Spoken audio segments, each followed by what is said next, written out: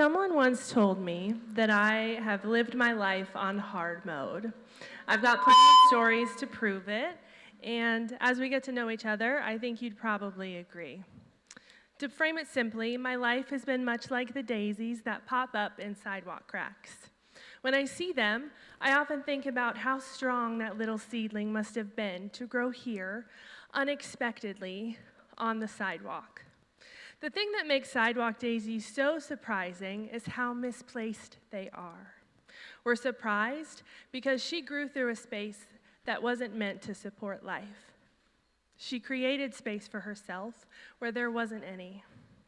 And she allowed the tension and resistance of the sidewalk to guide her to the space where she can thrive. Thriving, defined, means to grow, prosper, and flourish. As you join me in my story tonight, I want you to remember the daisy and know that the tension that you may feel holds deep purpose. I've saved some space for you here in the sidewalk crack, and I hope that you're willing to join me. Tension is a word that is used to describe conflict. It is also used to describe attraction, and it exists in so many spaces in our lives. It lives in unmet expectations and uncertainty. It lives in the relationships that we have with ourselves and others. It lives in the space between who I am today, who I'm supposed to be, and who I am becoming. In my life, tension has often been the enemy. As an undiagnosed neurodivergent child, I often felt very misplaced. And rather than allowing the tension to guide me to the place in the sidewalk where I could belong, I embodied the good girl archetype to avoid the discomfort. But I had no real sense of identity or self-worth. I simply showed up how I was supposed to.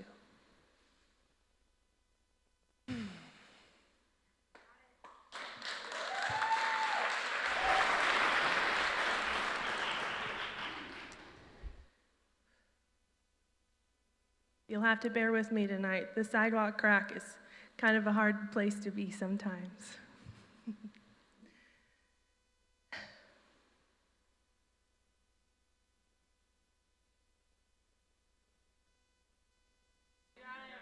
Thank you. Yeah.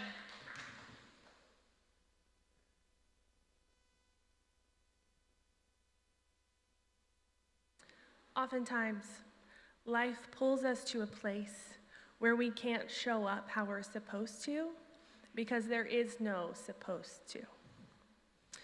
I came to that place in my life at the age of 24. I gave birth to my daughter, Judah, and she was born at 33 weeks with a birth defect and passed away about 10 minutes after she was born. In that moment, I was forced to sit with myself in the uncertainty, and the tension placed me squarely in the depths of my own heart, and there was no supposed to. There was no guide on how to handle that. And when I held her for the first and last time, I felt so proud to be her mom. And I didn't know that such beauty could exist in the tension of loss.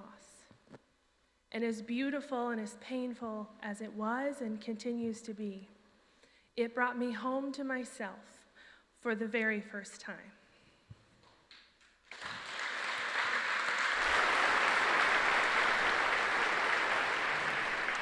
When I was pregnant with her, I had a dream. She was about a year old and she was whole. We were in an open grassy space. There was a warm breeze. It was a beautiful day. She looked up at me with her big blue eyes and ran to me. I picked her up and gave her a kiss. That dream was so short and simple, but it felt so real. And I commissioned a friend to paint it for me because it was the only moment that I would ever get where she got to be my baby and I her mother without tension. At the time, I didn't know how deeply that painted dream would impact me and the ripple effect that it would create. 8 years later, almost to the day, tension was calling me, stretching me to launch a business. This is the same time frame that Rebekah mentioned when she posted on LinkedIn. I think it was the same day, actually. And I was trying to decide what to name it, and I had no clue what it was going to look like, but I just knew that that's where the tension was guiding me. And I looked up, and I saw my painting on the mantle in my room, and I was brought back to that tension immediately. And in that moment, I decided to turn inward rather than avoid the discomfort, and that tension turned into an anchor. And so I immediately went to Google to try and figure out how to incorporate the depths of my soul into my business. It's not an easy thing to do. I didn't have ChatGPT at the time. Maybe that would have helped. And I came across the word Lee, L-E-A, which is an old English word for a grassy space. And so that day, I launched the Everlea Agency, with the word Everlea serving as a reminder to stay grounded in the moments that matter. And as I pursue value, relevance, and impact in my work, I get to use Everlea as a vehicle to create those kinds of moments for other people in life and in business. And y'all, I love it. I really do.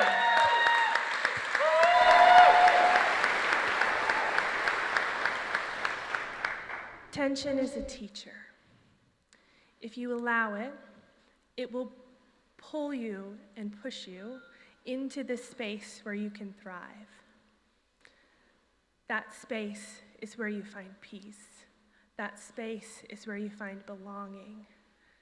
That space is so important. And once you've heard the voice of your peace, it is so loud, and it will guide you to the places where you can grow, prosper, and flourish.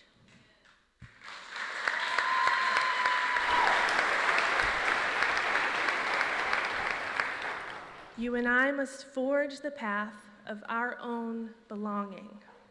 And the only person that can tell us what that is ourselves. And the tension that we feel will guide us there if we allow it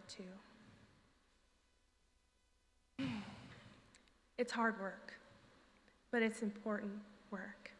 And I know someone that can help you with it if you want to do that too.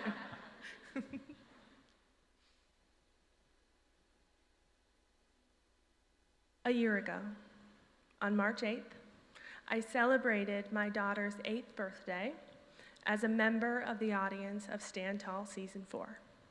It felt like the perfect way to celebrate her and the lessons that she continues to teach me.